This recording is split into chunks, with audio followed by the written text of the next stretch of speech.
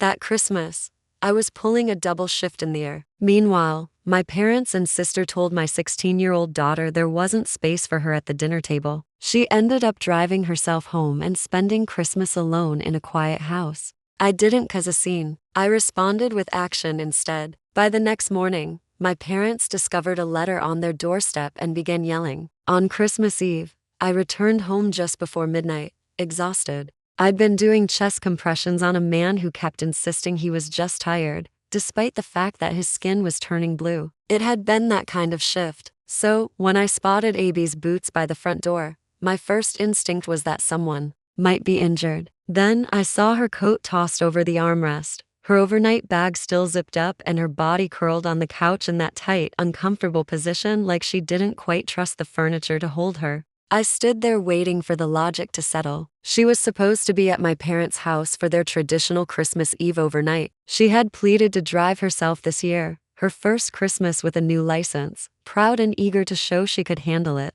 She even left early to be extra respectful. Since my husband and I were both working late, the plan made perfect sense until it didn't. "Abby," I called out softly. Her eyes opened immediately like she hadn't truly fallen asleep. "Hey," she said, quietly. "Why are you here?" She sat up slowly. "They said there wasn't any room." I blinked. "Room where?" "At the table," she replied. Her voice cracked in the middle, and she tried to mask it with a shrug, but it didn't land. "They said they weren't expecting me. Too many people were already there. Grandma said she couldn't just add another chair last minute." She looked stressed, like I was making her night harder. "But you arrived on time, right?" "Yeah, right on time." She gave a dry laugh. Grandma opened the door and looked at me like I'd shown up to the wrong celebration. Abby paused for a moment before continuing. "She said there wasn't a bed left either." That was the second excuse. She claimed they didn't want me driving late at night, but also didn't know where to put me, so I left. I stared at her. "Did anyone offer to take you home?" "Nope." "Did they at least let you eat?" She gave another shrug. The table was full. Lily was in my usual seat. Grandpa was chatting with her like she was something special. No one really looked at me. Then Grandma said, "It's just a full house this year," and Aunt Janelle nodded along. So I left. Her eyes flicked toward the coffee table. I made toast. I followed her gaze and saw it. A lone slice of toast sitting on a paper towel. It was cold, a bit bent, with half a banana placed beside it. That was her Christmas dinner. I felt something twist in my chest. Not quite rage yet, just that brittle, frozen feeling that comes before something breaks. "I wasn't that hungry anyway," she murmured. "Not really." That's when her eyes started to fill. "He fought it." "God," she tried. Looked up, blinked hard, bit her lip like she could chew her way out of the emotion they made. "It seemed like I'd imposed," she whispered. "Like showing up after it was planned, was rude." And then she cried quiet and slow like a faucet. "You can't quite turn off." "I was going to bring a pie," she added, "but I thought they'd have enough food already." I sat next to her,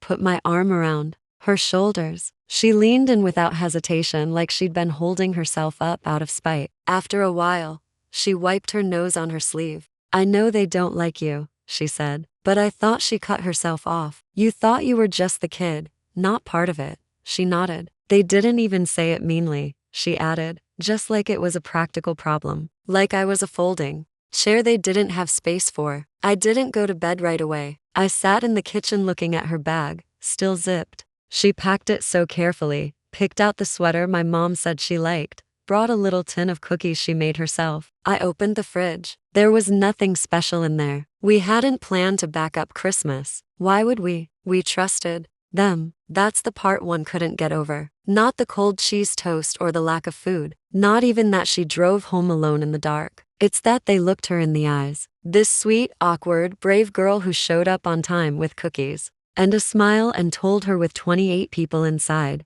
"There's no room for you." They didn't mean no space. They meant not you.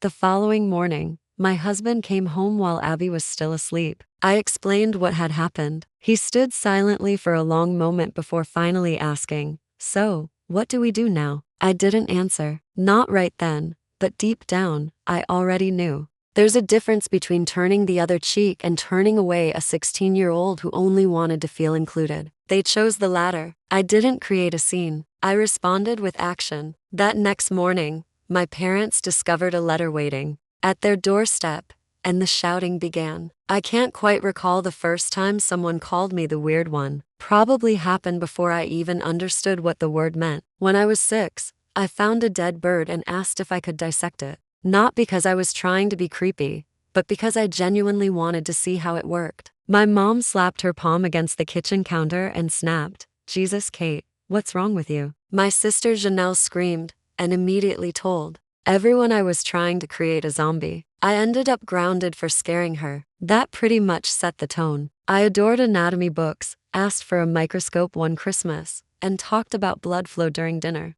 At school, I was the kid who actually raised her hand in class. And in my family, that was all it took to earn the label of show-off. No one else in the family pursued college. Most didn't even finish high school on their first attempt. I was the only one studying during commercial breaks. By the time I was 12, my dad had started joking, half joking, that I wasn't really his. To be mine, he'd say, "You'd have to like beer and hate books," then let out a chuckle. Once I overheard him arguing with my mom late at night. They thought I was asleep. He asked if she'd ever cheated on him, said he always had doubts because I didn't resemble anyone else in the family. That night, I hardly slept. I never brought it up, still haven't. By the time we reached high school, Janelle had fully embraced her role as the golden child. She was loud, charming, and average in her grades, but a master at spinning every setback into a story people loved hearing. She could cry on cue and made a point of telling everyone she looked out for her poor awkward sister who just didn't get jokes.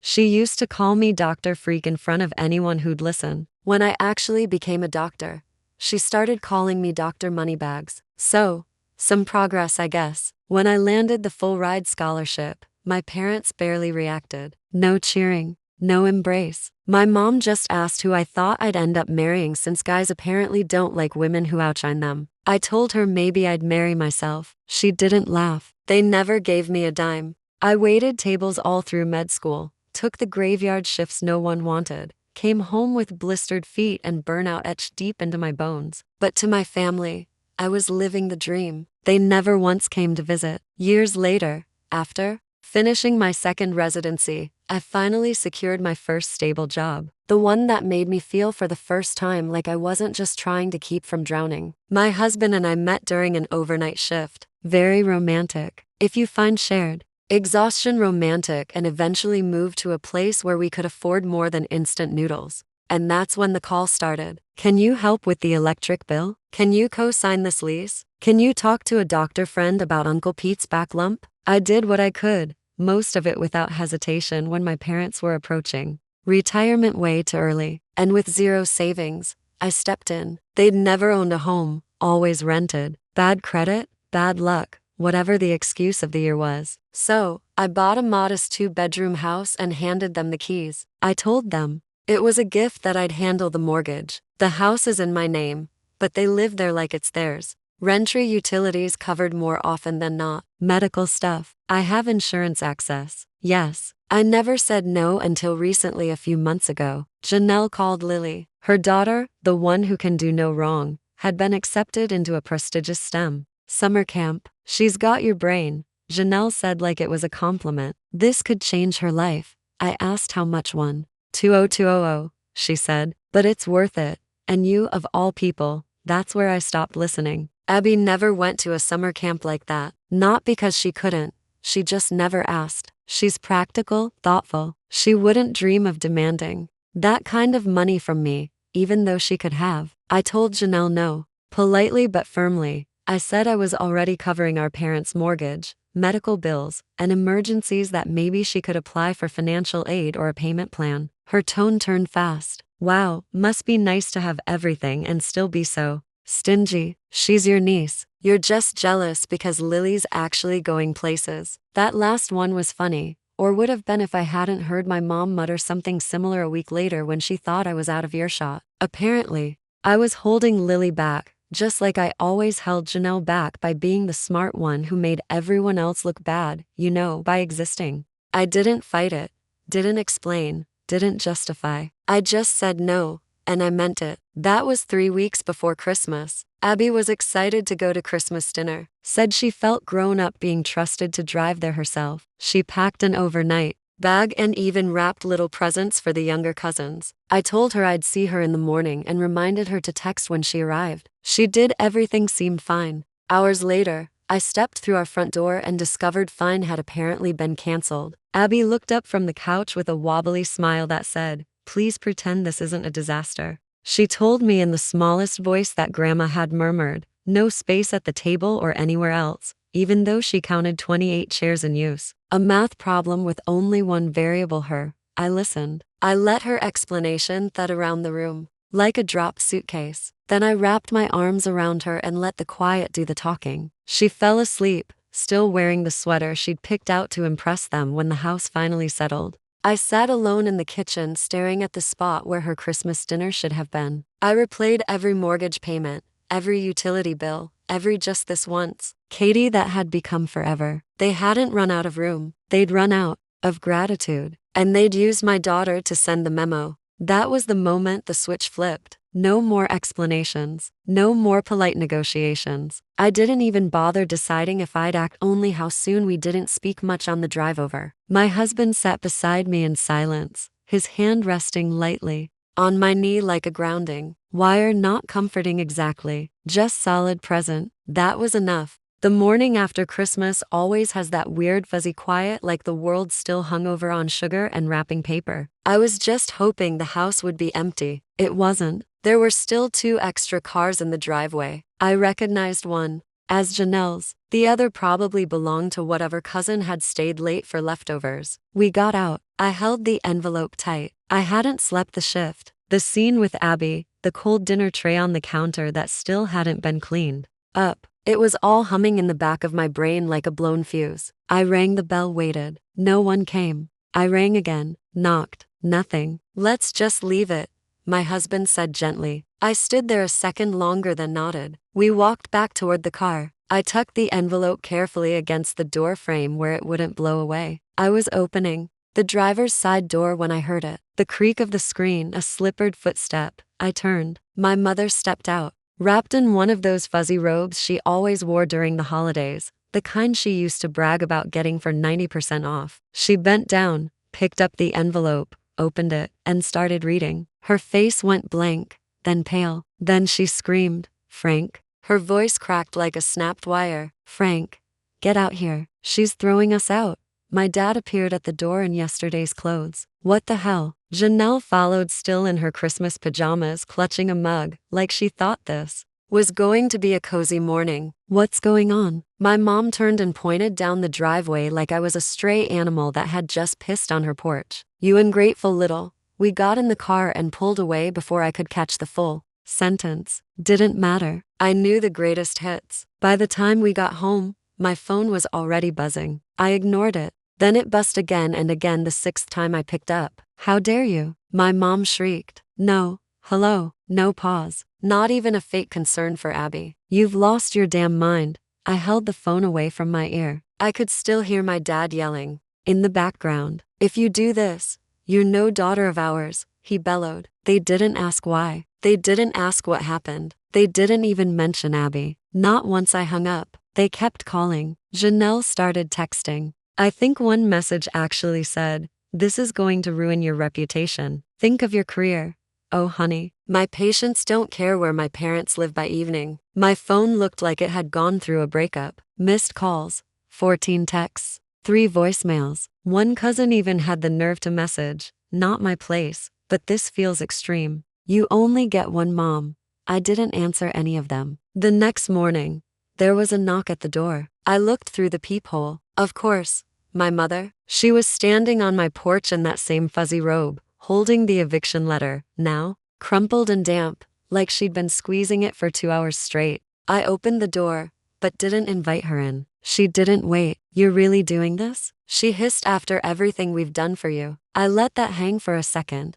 Then I said quietly, "You mean the house I bought for you? The bills I paid? The health coverage I arranged because your Medicare didn't cover your blood pressure meds?" She flinched for a millisecond, then she straightened, eyes sharp. "We raised you. We gave you everything. You didn't even let my daughter eat dinner." I said. That stopped her briefly, but she recovered fast. "Don't be dramatic. We didn't have enough chairs." "There were 28 people there," I said. Even a neighbor, her lips pressed tight. I didn't send that letter to be cruel, I added. But if you think you can treat Abby like she's disposable, oh, for God's sake, she snapped suddenly, animated again. Stop acting like we're monsters. You're the one tearing your family apart over a misunderstanding, and now you're threatening your own parents. She held up the letter like it was evidence in a trial. Then, and I swear this part felt like theater, she ripped it in half, just stood there and tore it down the center like that would somehow void the legal process there. She said, "That's done now. If you want us to forgive you, you'll pay for Lily Science Camp," and dropped this ridiculous tantrum. She smiled like she just solved the whole thing. I didn't say anything because that was the moment I realized they hadn't taken me seriously. Not for a second. Not when I was a kid. Not when I became a doctor. Not even now to them. I was still the awkward science-enthusiast girl who should be grateful for scraps and stay in her place. The girl they resented but never truly respected. They thought May wouldn't follow through, but they were wrong. So I let my mother walk off the porch muttering to herself like the hero in a tragic play, and I closed the door quietly, calmly. But in my head I was already making the next move. My mother tore up the eviction letter like it was a flyer for gutter cleaning right in front of me right after accusing me of being selfish, loveless, and emotionally unstable. Then she had the nerve to smile and say, "Pay for Lily Science Camp, and we'll forgive you," she said. "We'll forgive you." Like they were the victims. Like turning away my daughter at Christmas was some sort of lapse in etiquette instead of cruelty. 2 mornings later, I met with a lawyer. I laid everything out. The house in my name. The mortgage I'd been paying for 7 years, the bills, the dental plan, the quiet sacrifices. He didn't flinch. "I assume you want a formal eviction," he said like it was the weather. I nodded. The notice went out that same week. 60 days, paper stamped, signature acquired. And this time, they couldn't tear it up and pretend it didn't exist. I kept paying. The mortgage wasn't about to let my credit die for the sake of a statement. But everything else gone. Utilities, cable, medical reimbursements. They got a crash course in what no support actually looks like. 2 weeks later, someone knocked on my door. It was Aunt Tulane, the good aunt or so. I'd thought she had a tin of cookies and a rehearsed look of concern. "Kate," and she said, "I just want to talk." I let her in. I already knew why she was there. We sat in the kitchen. I poured tea. Neither of us touched it. "It just doesn't sound like you," she started. "There was throwing out your parents over a misunderstanding," she added gently. I laughed once, not kindly. I told her about the house, the bills, the Christmas Eve betrayal, how my parents had made room for 28 people, including a neighbor and 2 cousins I hadn't spoken to in a decade, but not their own granddaughter, and Elaine, palled. "I didn't know." She said. "They didn't tell you," I corrected. She left like someone who couldn't unhear what they'd heard. 3 days later, I got a text. I didn't understand. Before I do now. 1 week before the deadline, my lawyer called. "They haven't moved at all," he said. "Then we proceed," I responded. That same day, I put the house on the market, priced it fairly, not inflated. I wasn't looking to squeeze out every dollar. I just wanted to be done. A buyer made an offer quickly. Families love that neighborhood. They only had one condition. The place needed to be completely vacated. Vacant possession required. My agent reminded me. "Understood," I said. I didn't go on the day they were removed. The new owners handled it through official legal processes. From what I heard, it wasn't pleasant. But what followed wasn't any easier. Janelle, of course, took them in. Naturally, my sister has always enjoyed pretending to be the more compassionate one. She gave the cousins interviews like she was on some kind of press tour. "She's abandoning them," she told them, all because of one holiday misunderstanding. 3 weeks later, she was standing at my front door. Her eyes were bloodshot, hair tied back in a frazzled bun. "I can't do it," she said, skipping any greeting. "They're constantly bickering. Mom says the living room is too cramped. Dad complains that my kids are too loud. They won't even agree to share a bathroom. I'm losing my mind." I leaned against the doorway, arms folded. "They need a rental. She told me you could at least help with that. Just enough to cover a deposit." "No, Janelle. You saw them turn Abby away on Christmas Eve and stood there doing nothing. That was your choice." I nodded slightly. "This is mine." She blinked, hesitated, then turned around and left without another word. A week later, she kicked them out as well. They ended up in a rental nobody would brag about. 2 small rooms, one space heater, and a crooked front step that leaned like a shrug. Their pensions barely covered the basics, just rent and groceries. The vacations were gone, the dinner parties over, the anniversary cruise they'd been planning, forgotten. They started reaching out to the extended family, trying to gain sympathy. They claimed I'd abandoned them without notice, said I was unstable. Cold, always had been, but by then, I had already spoken to the uncles and cousins quietly. I sent them proof, scanned bills I had covered, a copy of the eviction letter, properly time-stamped and certified. One cousin simply replied, "Wow." Another sent a thumbs-up emoji. No one was rushing to rescue them, and I wasn't either. 2 months later, Abby and I were sitting on the porch sipping iced tea. No plans, no pretending, just a peaceful afternoon. She said, "You know, I don't miss them." Neither did I. My phone buzzed. Unknown number. I opened the message without thinking. "Hope you're proud of what you've done." I deleted it instantly. No hesitation, no reaction. "They'll probably text again," Abby said offhandedly. "They always do," I replied, "but they're not my problem anymore." And they weren't. They once said there wasn't room for Abby at their table. Now there's no room in our lives for cruelty, control, or manipulation. Fast forward to years. They're still living in that crumbling rental, still pointing fingers at everyone but themselves. Abby, she's thriving, studying what she loves. The money from the house sale went beyond just covering tuition. It gave her peace and gave me a piece of closure. I don't return their calls. I don't send support. I don't lose sleep. I protected my daughter. I chose her at long last. But tell me, did I go too far or just far enough? Let me know in the comments. And if you want more stories like this, don't forget to subscribe and hit the bell.